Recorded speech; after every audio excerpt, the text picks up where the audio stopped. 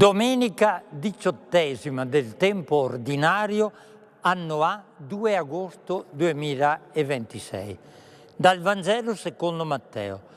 In quel tempo, avendo udito della morte di Giovanni Battista, Gesù partì di là su una barca e si ritirò in un luogo deserto in disparte. Ma le folle, avendolo saputo, lo seguirono a piedi dalla città. Sceso dalla barca, egli vide una grande folla. Sentì compassione per loro e guarì i loro malati. Sul far della sera, gli si avvicinarono i discepoli e gli dissero: «Il luogo è deserto e ormai è tardi. Congeda la folla perché vada nei villaggi a comprarsi da mangiare». Ma Gesù disse loro: «Non occorre che vadano. Voi stessi date loro da mangiare». Gli risposero: «Qui non abbiamo altro che 5 pani e 2 pesci». Ed egli disse: «Portatemeli qua». E dopo aver ordinato alla folla di sedersi sull'erba, prese i 5 pani e i 2 pesci, alzò gli occhi al cielo, recitò la benedizione, spezzò i pani e li diede ai discepoli e i discepoli alla folla. Tutti mangiarono a sazietà e portarono via i pezzi avanzati, 12 ceste piene. Quelli che avevano mangiato erano circa 5.000 uomini, senza contare le donne e i bambini. Il luogo è deserto.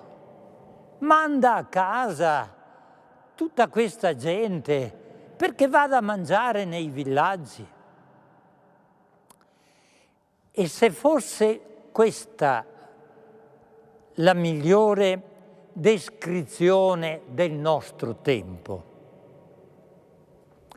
impossibile non definire le guerre in atto e la situazione della nostra storia come un vero e proprio deserto che ci scuote, che ci mette alla prova e che ci rende insicuri.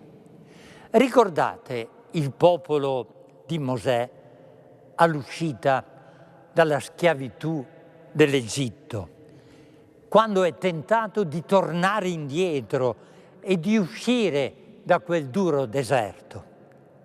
Qui i discepoli di Gesù seguono ancora la strada più semplice e chiedono a Gesù di congedare la folla, vadano a fare la spesa e si arrangino da soli. Per noi oggi non è molto diverso. Qualcuno finge che non stia accadendo niente nel mondo. Altri ancora alternano paure e fughe in avanti, perdendo la coscienza del bene comune. Segno che siamo stanchi, sfiniti, confusi e alle prese con un deserto che non lascia intravedere segni di uscita da questa condizione. Mandare via la folla che ha fame è però un'immagine di rara bellezza e di forte attualità per il nostro contesto. Mi piacerebbe allargare questa affermazione, però dobbiamo sapere che oggi come ieri Gesù lavora per portarci su altre strade. Gesù non giudica nessuno e non condanna nessuno. Sa, intuisce e capisce, però che confusione, stanchezza, dubbi e paure sono legittime in tutti noi e parte del nostro essere persone. Ma come ci sprona Gesù a cambiare? Chiedendoci come ha fatto con i discepoli, di farci carico di chi è più stanco di noi, di chi è senza cibo, di chi vive in mezzo ai topi. Date voi stessi da mangiare. I discepoli, avete sentito, restano spiazzati, non sanno cosa dire e ribattono in modo vero e diretto. Non abbiamo il cibo necessario per sfamare tutta questa folla. Ma lo stesso diciamo noi. Come facciamo a convincere persone a fidarsi di Gesù, delle sue proposte, dei riti che lo rendono presente? Come facciamo a aiutarli ad acquisire la sapienza del Vangelo? Come facciamo ad aiutare i tanti giovani che, confusi e spaesati, restano svegli di notte per poi trovarsi intontiti il giorno dopo? Forse è arrivato il momento che la nostra fede faccia un salto in avanti e anziché scappare dal deserto, impari ad abitare il solo spazio che è promessa e premessa della terra promessa. Anche perché senza deserto nessuno di noi fa una vera esperienza di libertà. Nel deserto si capisce finalmente che il vero pane che ci sfama e che ci sazia è il Signore Gesù, che con la sua vita, con la sua parola, con il suo Vangelo ci nutre e ci rende liberi, veri e beati. È questo il pane solido che Gesù distribuisce alla folla e di cui abbiamo bisogno, che cercano tutti i nostri figli, i nostri giovani, i nostri alunni, i nostri ragazzi, i nostri giovani e che cercano tante persone adulte che non sanno più che senso dare alla loro vita.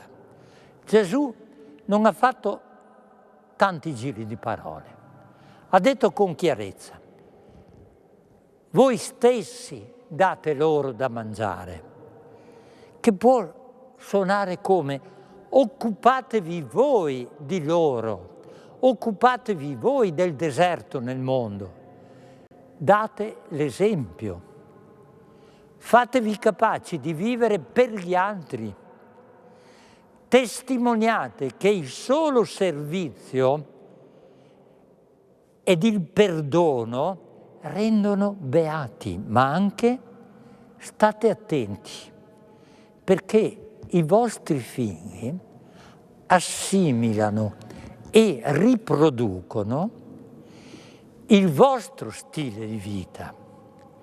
I nostri giovani, dice Gesù, mangiano il modello di vita in cui sono immersi.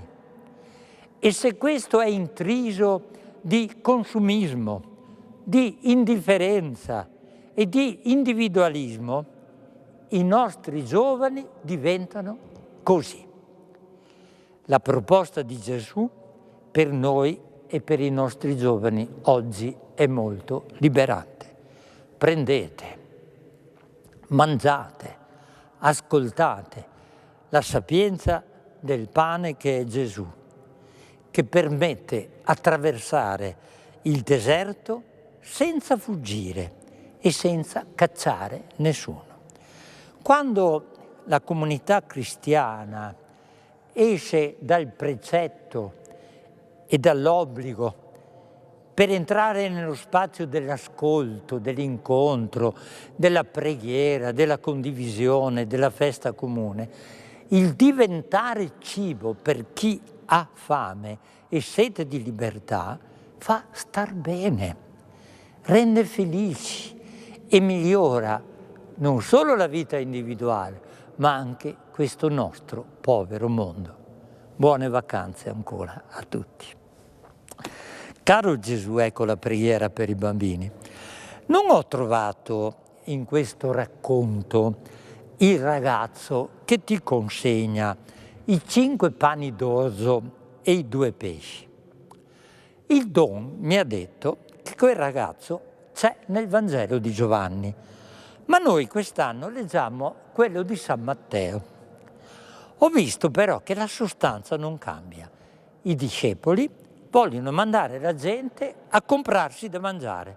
Tu però fai capire loro che non tutto nella vita si può conquistare e acquistare.